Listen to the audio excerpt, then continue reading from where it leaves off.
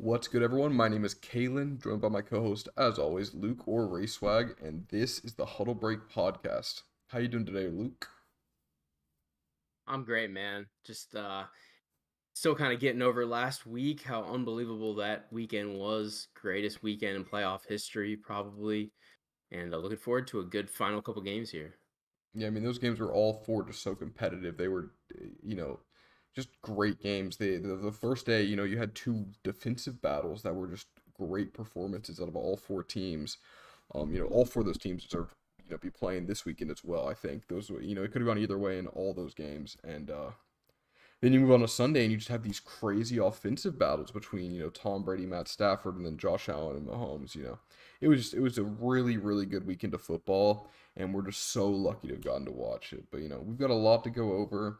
It's been an incredible playoffs. Early on we said we could see like every team except the Steelers and Eagles really, Yeah. making a run in the playoffs, and it's looking like we were probably right judging by Yep. last weekend. And yeah, so let's jump right into this. We're going to start off with a review of last week. We're going to just deep dive into each of these games. Then we're going to go into the coaching hires and talk about that a little bit.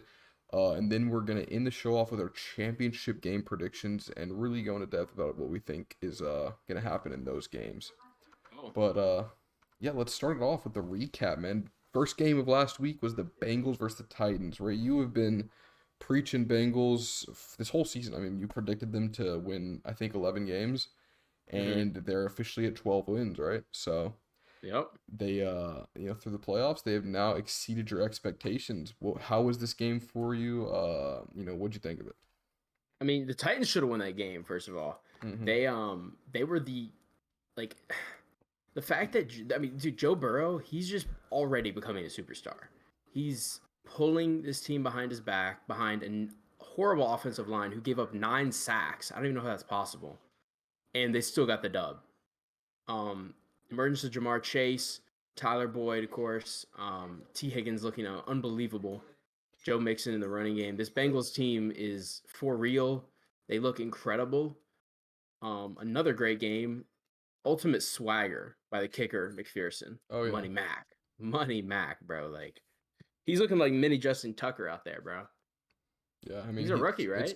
he's a rookie, and Joe Burrow. I have this stat up on the screen for anyone watching on YouTube, but I'll just go ahead and tell you about it. In Joe Burrow's last five starts, he has a 75% completion rate, 344 passing yards per game, with 10 touchdowns and one interception. So, he's playing out of his mind. He did not play well this last. I mean, he played well, but he didn't play. Mhm. Those last four starts, he had 10 touchdowns, no interceptions. That's unbelievable. And then last week he had zero touchdowns, one interception. But that Titans defense is good, man. I mean, Mike Vrabel has really gotten that squad to hone in. And realistically, if Ryan Tannehill didn't have what was probably the worst game of his career, if he threw one less interception, they win that game. The first pass of the game for him was an interception.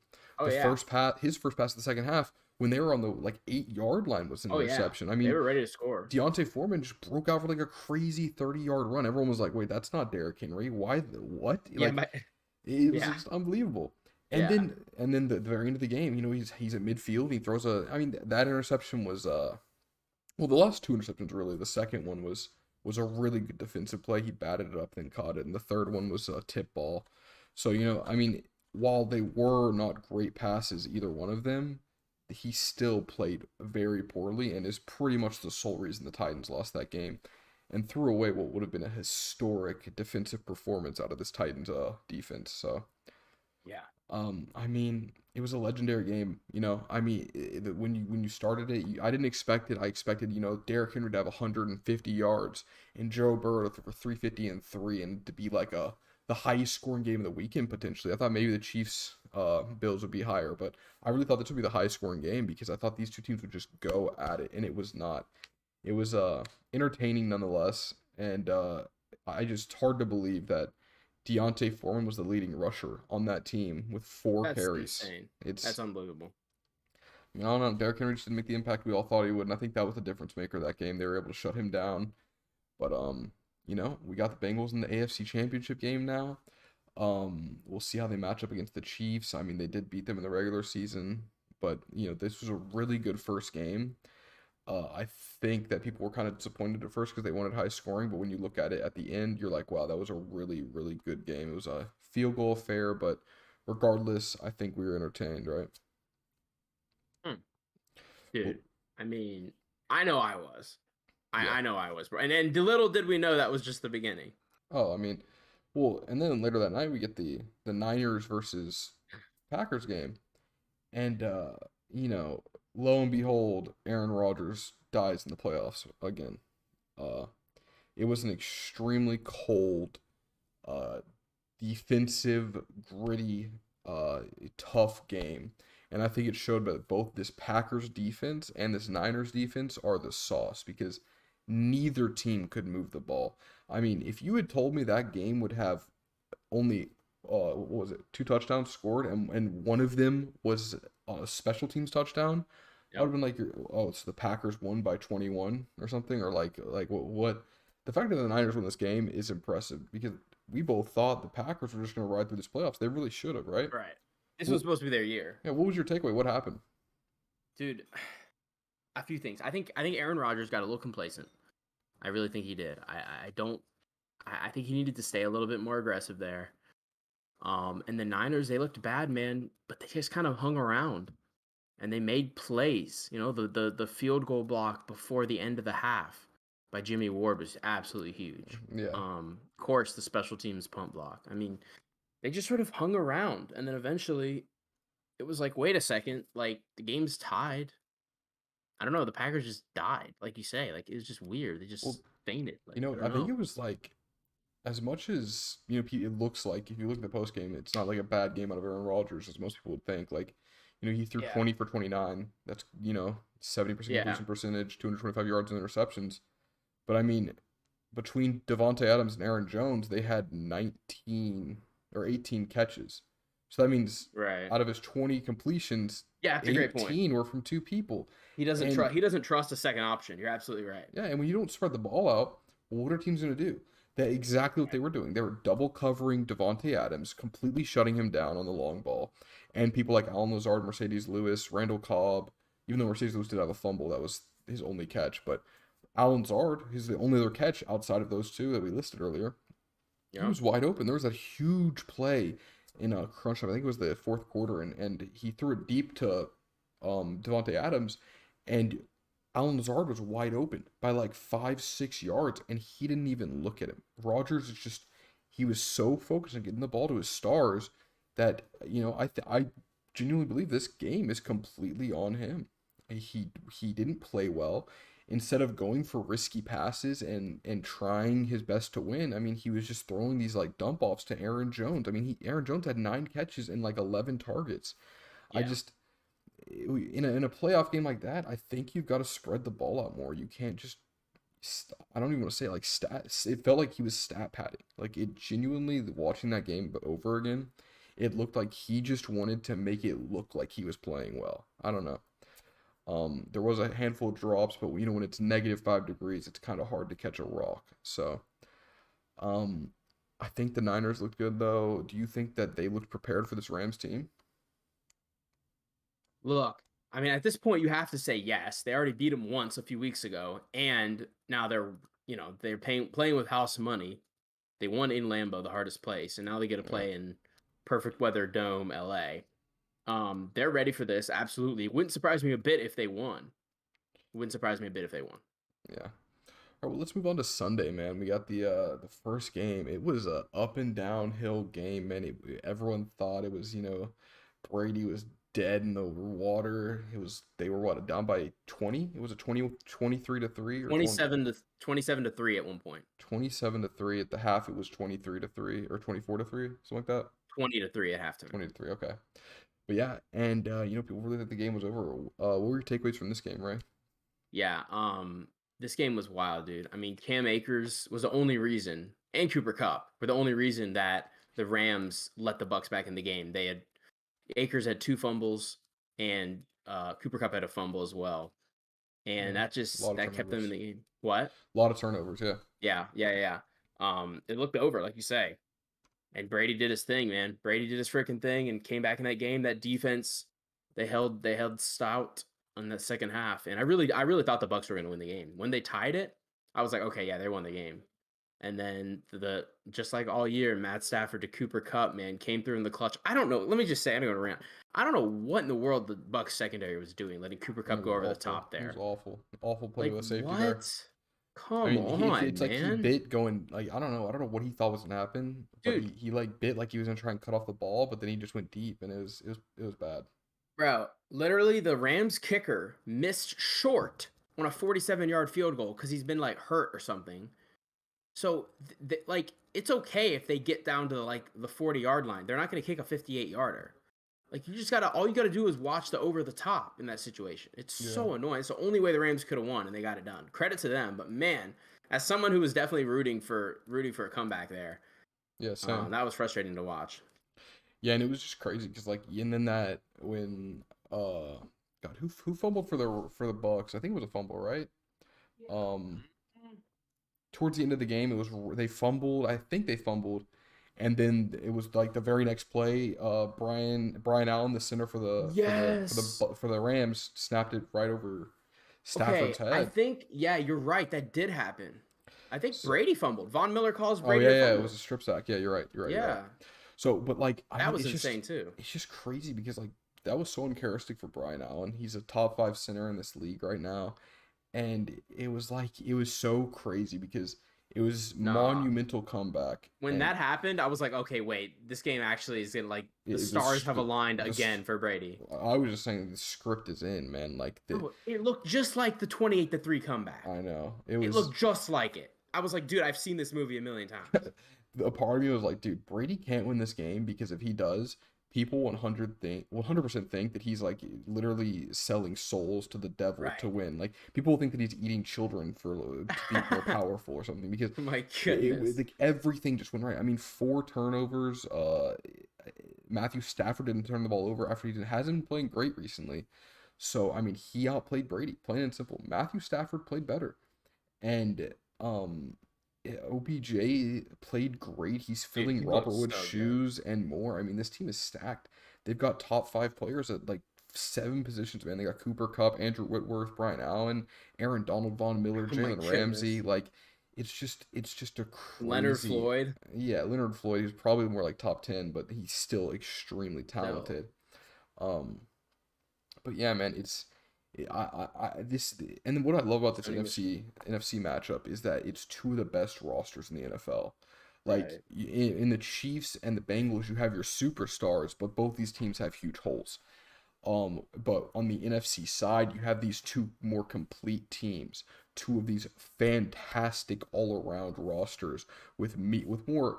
I wouldn't say Stafford is mediocre, but Jimmy G probably is. You have these Right. mediocre play quarterbacks rather than the Joe Burrow and Mahomes who are going to launch the ball 50 yards downfield and just completely decimate the secondaries. I will So, say, oh, sorry, no, my go fault. ahead. I thought you were Go ahead. listening. Go ahead. I was just gonna say on I saw your retweet of Barry yesterday. Talked about how crazy it is Yeah. about how people talk about Jimmy G's mediocrity when he's almost made two Super Bowls in the past 3 years. Yeah, and the only Like reason that's they last crazy. year because they were the most injured team in the NFL last year. I They mean, easily could have made right, this exactly. And roster's stacked, and that's dude, why I predicted them to go to the Super Bowl before Week 1 because their there's too coaching's much so good. talent. There's too much And their talent. coaching's so good. Dude, Kyle Shanahan's really proven himself, man. Yeah, I I remember mean, earlier in the season you're kind of saying he was the most overrated. You did I say he was the was. most I overrated was. A head lot of coach. people were saying that. I was Yeah, not alone. A yeah, lot of people were saying that because they were looking really bad at the beginning. yeah. They really I thought woke the up season. and I turned thought it their around. season was over. They were like 3-5. I know I couldn't get my head around it. Every week I kept predicting, yeah, Niners gonna win. They would lose. Niners gonna win, and then as soon as I started predicting them to lose, they started They winning. started winning. It was like, okay, man, like whatever. But yeah, I like the Niners, man. I really started watching them a lot when Crabtree's on that team with Kaepernick, and they were good in the the early 2010s. So I've always had like a little place in my heart for him. And Wes Welker is a coach, Texas Tech legend, Patriots legend, multi Super Bowl legend. I love Wes Welker, so him being a coach and Yeah. coaching that staff Did he really, really go to Texas Tech? yeah, he did. No, that's what's up.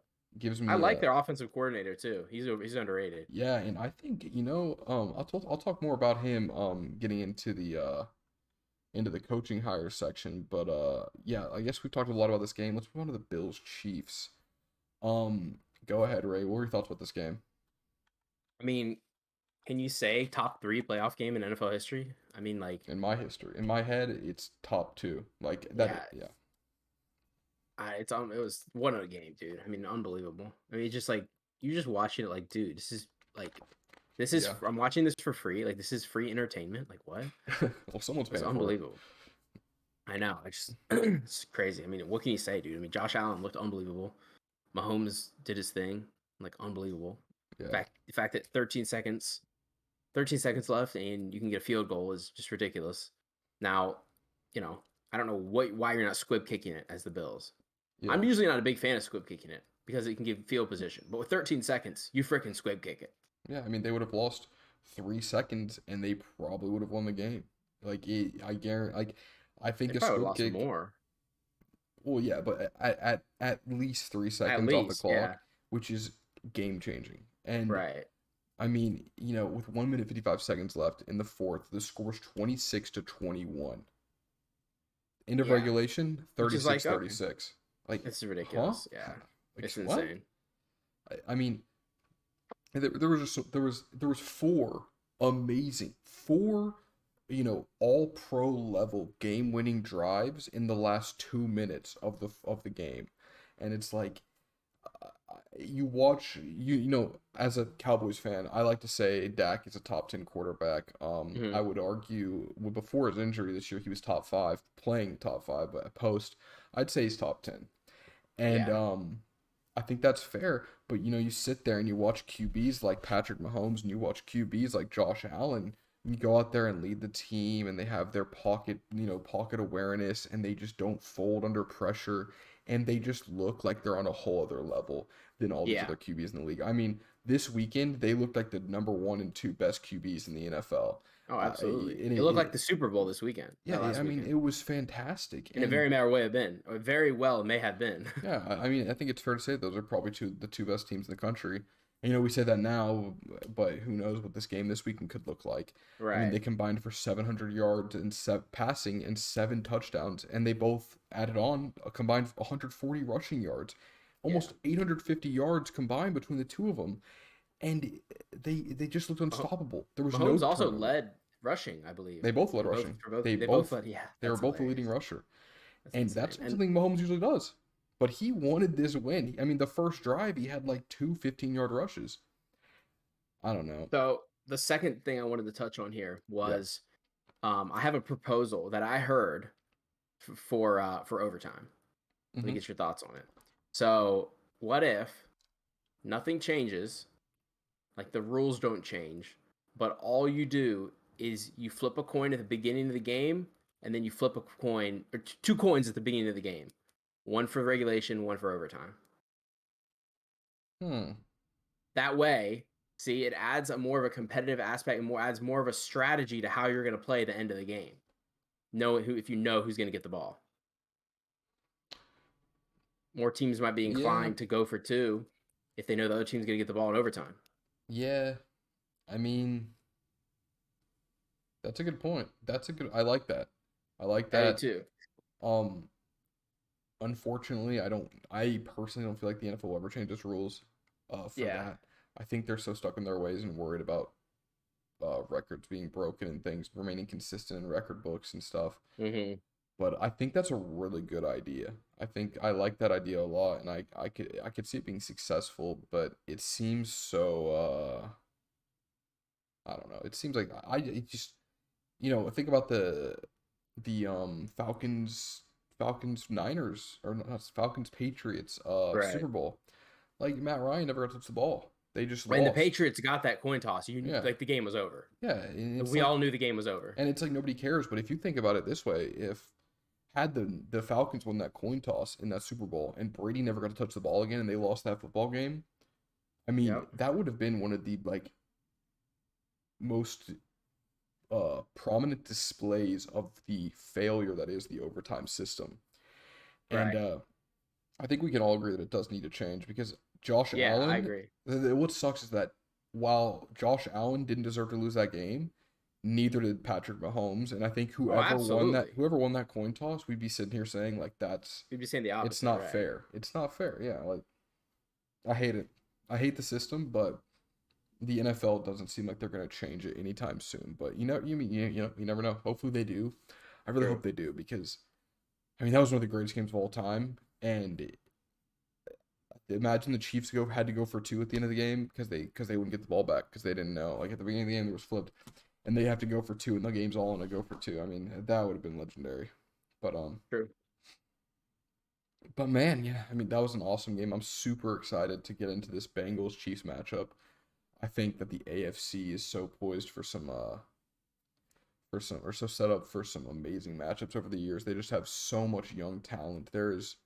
It's unbelievable how much young talent's in the AFC, and it's only gonna get better, man. I'm super excited to get into these matchups. But before that, let's move into our second topic of the day, the hires. Or Ray, did you want to say anything else? Sorry. No, I'm good. Let's Okay, go. cool. So let's move in to hires. Denver hires Nathaniel Hackett, the offensive coordinator from the Packers. What do you think this means, Ray? Yeah, I mean he's a smart mind. I like the hire. I think Denver recognizes that you really, I mean, you want a young offensive mind or a good offensive mind in this day and age in the Mm-hmm. NFL. And the Broncos have a good roster for sure. They just got to get that offense figured out. Um, and I mean, hey, I think it's pretty obvious they're shooting for trying to get Aaron Rodgers and possibly Devontae Adams as well. So I think this is their kind of attempt at luring that situation in. So I saw a tweet, and I've seen polls. People are saying that if Aaron Rodgers goes to the Broncos, he'll be the third best quarterback in his division. And I don't know about all that. yeah, and I even saw a poll on this football page that I follow on Instagram, and people were saying who's better, Joe Burrow or Aaron Rodgers, and Joe Burrow won. And I feel like I have to remind people that Aaron Rodgers is like one of the most talented quarterbacks of all time. I Yeah. Well, I he's gonna win the MVP again, I back think to back years. I don't like him at all. I Uh don't like huh. anything about him. But you cannot sit. The NFL fans are saying that Justin Herbert and Joe Burrow are better than him is just crazy talk. Definitely not right now. I mean, they would have to have the season that Justin Joe Burrow had right now this year. He'd have to have 12 more of these to be as good as Aaron Rodgers was. Right. Like, and and that's not to take away from Joe Burrow, but I mean, chill out. Like, dude, Joe Burrow is getting more press and more. He's like quickly becoming overrated because of this recency bias. I mean, he's had a really good Mhm. stretch, but it's what I mean. He's just I, becoming. I I get what you're saying. I get what you're saying. So I'm glad that we can both agree that he would not be the third best QB. He would be top two. Uh, Yes, but for sure. Justin Herbert can It's get there like for 1A, sure. 1B between him and Mahomes. Completely agree. So yeah, I also like the Nathaniel Hackett hire. I really thought he would do good in the Vikings. But I did mention that it's not that likely because I don't think he's gonna go to a rival. Um, but I think he'd also would have worked well with the Bears. However, the Bears ended up hiring a defensive coordinator from the Colts, Matt Eberflus, correct? Yes, Okay. correct. Yeah, so I wanted the Bears to hire an offensive minded OC young guy. I wanted them to hire someone who would help develop Justin Fields. I don't love the hire. However, they do have their offensive coordinating position open, and I think Mike Kafka from the Chiefs, the QB's or passing game coordinator, or Mike McDaniel, we talked a little about him earlier, the Hmm. OC for the Niners. I think either of those guys, if they get hired onto the Bears as the OC, could maybe help develop Justin Fields, and maybe that would work out as a hire. But I think if they don't get an OC that can develop Fields, then this hire will fall flat, and the Bears will kind of be bad again, or continue to be bad, I guess. What do you think about it? You know, I like the hire. I think Eberflus is very smart. The Colts have a very nice defense over there, and I think he did a good job. I think it's a good hire. But I do agree with you. I think an offensive mind would have been better. I would have definitely liked to have seen Byron Leftwich or Doug Peterson be the head coach of the Bears. But Yeah. it'll be interesting to see. I definitely think the Bears will be better because of it. And like you say, maybe they'll get a good offensive mind that can definitely. Here's the thing. At least they're going to have some real stability. I don't think Matt Nagy had the roster anymore. I think he lost the locker room. So I think Eberflus is a really good hire. I still like the hire. I think it's like B plus hire. I guess I'd agree with that. I think anything other than Matt Nagy is better because I think that well, it's because the Bears defense and the Bears team just kind of gave up on him. You know, they Right. didn't want him anymore, and that Right. defense, talent wise, is top five, top three possibly. It's crazy how hard he fell off, dude. People were saying he's the next great head I mean, he coach won after his Coach of the first year. Year. He won Coach of the Yeah, Year, that's crazy. and if I mean, who if he didn't if the Bears didn't double doink against Oh, dude, against the Eagles, that's who gotta knows what haunt could have him. happened? You know, Oh my word, that's gotta was haunt him, that the bro. year that the Eagles won the Super Bowl? I can't remember. It was the year after?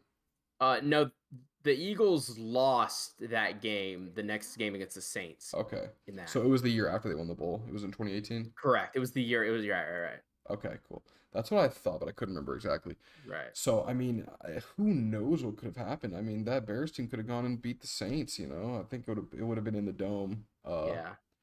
But still, who knows? So overall, I think that the hire can will work out in benefit, but I do think that Justin Fields is one of the more talented quarterbacks in out of this last class, and I think if he can get developed well and they can figure out that wide receiver room, that the Bears can be a really, really talented team and maybe take the NFC North next year. But they do need a good hire offensively. So we'll have to see who they hire. I'm hoping it's Mike Kafka or Mike McDaniel, one of those guys. I think those are the best targets for them. But let's move on to Byron Leftwich to the Jags, Ray. What do you think about this one? Man, I mean, listen, he's a former Jaguars quarterback, so he's got that. He's a brilliant mind. He's a very smart person, and I honestly I just like the hire. Yeah. I think it's about time the Jaguars hired somebody that's competent, and he can help Trevor Lawrence out. I really do think he's going to bring the best out of Trevor Lawrence. I like the hire. I mean, he had a great season with Jameis Winston when he was there his first year. James Winston did have the turnover problem, but I don't think that's the offensive coordinator issue as much as quarterback decision making. They still had one of the most talented offenses, and I'm interested to see if maybe Godwin follows because he is set to be a free agent this year, and I know there's report that they have a good relationship. So, can you imagine if Trevor Lawrence gets a target like Godwin on his team? You know Yeah, that receiving core could be good, and if he or could even Devontae really, Adams. oh man, good lord, Imagine. that's a whole nother planet of talent, I know, but but I mean, who knows? And I think if Trevor Lawrence can get some weapons and Byron Leftwich can develop him, I think they could be, off to a good start. They have another really good draft pick this year. They yep, can grab a defensive end, it really bolster that defense because I think that they have the playing pieces for both sides of the ball. And I think that the Jags are on the right path. Me and you both, we didn't like the Urban Meyer hire and we all see where it got them. I don't think anybody really liked the Urban Meyer hire. It's really kind of right. mind-boggling to this day. But I'm really interested to see where they turn out next year. I think they're gonna be more of a 6-7 win team and still kind of rebuilding. But I think that depending on their draft, they could definitely be a 9-win team, 10-win team possibly. Anything else you want to talk about, Ray? Yeah, no, that's it. It's good. All right, let's move on to our predictions. We got two games this week. Um, We're gonna start it off with the game that will be more boring, I think, even though it won't be boring. The less entertaining, both entertaining for sure. NFC Championship game. We got Niners at Rams. These teams have matched up twice in the regular season, and the Niners won both of them. The first matchup, the Niners won by 17, I believe, and the second win was the Niners winning in overtime in a comeback against the Rams. Ray, where is this game going? Yeah, this game's interesting, man. Um, Division rivals, bro. This might be one of the best rivalries in the league, to be honest. These two teams are two incredible young minds. Um, dude, I'm hyped, bro. It's gonna be fun. It's gonna be a real fun game, dude. I'm gonna say Rams gonna win it, bro. 27-23. What do you think makes them the better team? I think they're just star-studded, bro. And I don't think people are talking about this. They remind me of the Warriors, bro. They really do. Yeah. If you look at their names, bro. I mean, I know the NFL is different in terms of like star production, but like, man, they are impressive all around. They just have superstar studs everywhere, bro. And the Niners do too, but I don't think it's up to par with the Rams. And I think Stafford's better than Garoppolo. I think Cooper Kupp is better than Debo Samuel. Granted, Debo Samuel does have the rushing aspect, and he is the engine that makes that team run, or not just run, but just go. Um, but I don't know. I don't see the Rams losing, bro. OBJ's playing great. They got Sony Michel, Cam Akers. I don't see the Rams team losing. Yeah, I think it's especially hard when two teams from the same division meet up like this in the playoffs Yeah. because it's hard to beat a team 3 times in a row. Yep. It is Yep. hard. I mean, granted, McVay is 3-7 versus the 49ers, and It's wild. that's including last year where the Niners were the most injured team in the NFL. So I think they went 2-0 last year. So I think that's to be thought about. Like outside of last year where they were extremely beat up, he's 1-7. So I don't know what it is, because you think about it like, um, sorry, when you think about it, why would McVay constantly lose to Shanahan, but then Shanahan constantly loses to Pete Carroll, but McVay always beats Pete Carroll? It makes I no don't know, sense. bro. It's That like that it's division's weird. That division's weird, bro. yes, it just I don't know. Like it's the Niners always lose to the Seahawks. The Seahawks always lose to the Rams. The Rams always lose to the Niners. Who the hell knows what's gonna happen this Sunday? I'm hyped for the game. It's the 6 p.m. game, right? Or 7 for you? Uh, yes, it's the later game, Yeah, it's the later game. So we'll be high off that AFC matchup and which I'm leaning glad into that's this game. first. I'm excited. Yeah, me too. But I'm gonna have to disagree with you. I think the Niners win this one. I think it's gonna be a close game. You said 27-24? 27-23. 27-23. I'm gonna go 24-23 Niners. All right. Um, I just think I believe in this Niners team and Kyle Shanahan to win this game. Obviously I predicted the Niners to go to the Super Bowl, so there's like that half of me that's like in my head, like, yeah, they're gonna win because I want to be right so bad because it's that's a cool thing to have. Yeah, of course. Obviously I wish I bet on it because probably would have made a good amount of money, but I like this Niners team. They beat Aaron Rodgers and the Packers. They beat my Cowboys and Dak Prescott. And in both those games, they looked like a standout, stout team that is not going to fall over and not going to fold. I think Matt Stafford throws 2 interceptions. And I think that they really do take this W and make it to the Super Bowl. But let's move on to the more exciting game in terms of offensive power.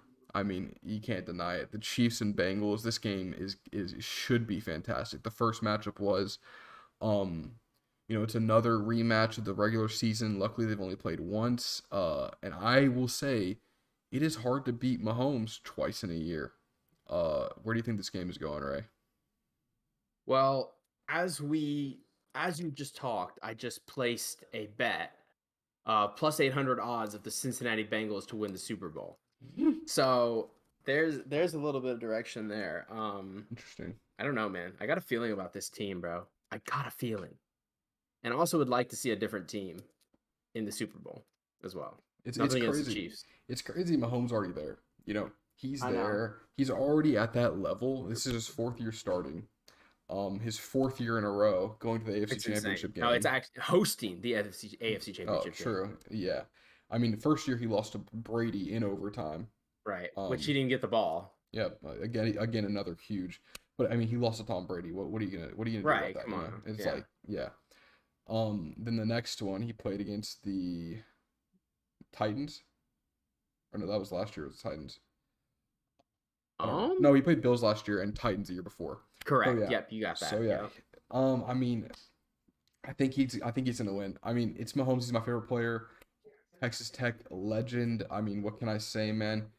Uh, how can you not ride with Mahomes after what he did to that Bills team last week? I mean, it was the number one defense in the AFC. Uh, number one defense overall in the NFL, but the number one in the AFC to start. Right. And he just decimated them. I mean, they looked hopeless against him. He played perfectly. Um, it's like the Bills in the regular season beat the Chiefs by 18, and then they Yeah. came out and beat them. I think it's gonna be the same thing. I think the Chiefs are gonna come and get their revenge.